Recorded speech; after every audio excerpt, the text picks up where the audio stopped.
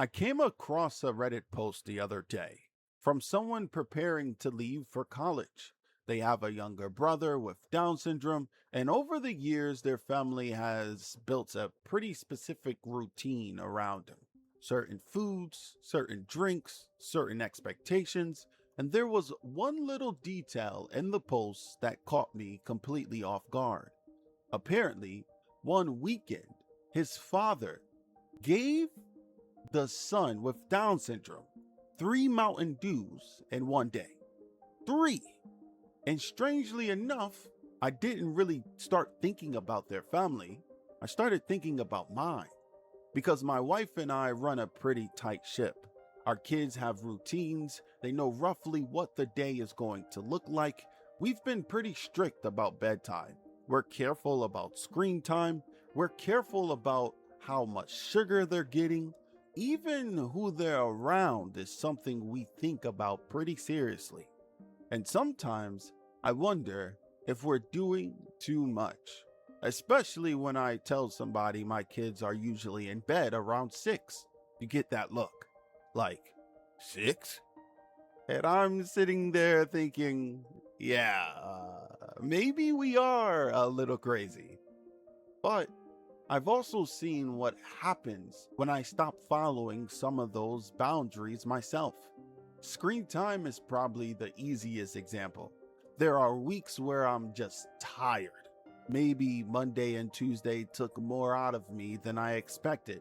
And by Wednesday, I'm thinking, you know what?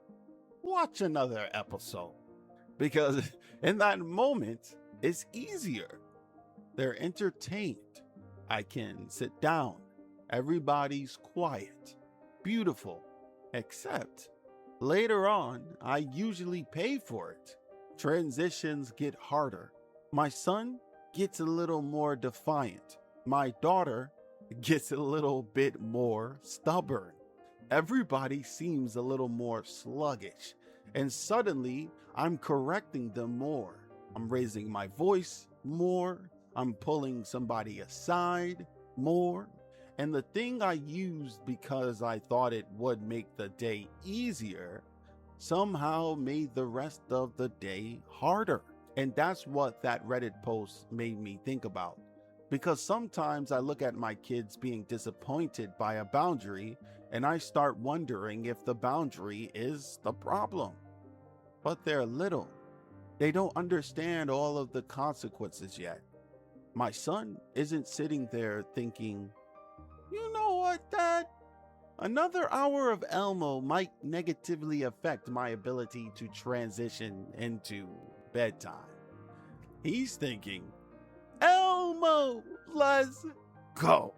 And if another cookie is available, he's probably going to ask for another cookie.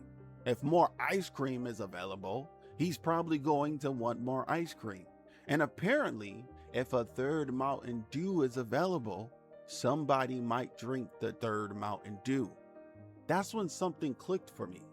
The boundary isn't always there because my child understands it. Sometimes the boundary exists because they don't. And maybe that's part of what I'm actually doing right now. I'm holding something for them that they aren't ready to hold for themselves yet. Because I don't want to tell my children what to eat forever. I don't want to control their screen time forever. I don't want to decide when they sleep forever. Eventually, I want them to be able to look at their own life and recognize when something is helping them and when something is starting to hurt them. I want them to know when they've had enough, when they need to walk away, when they need to say no.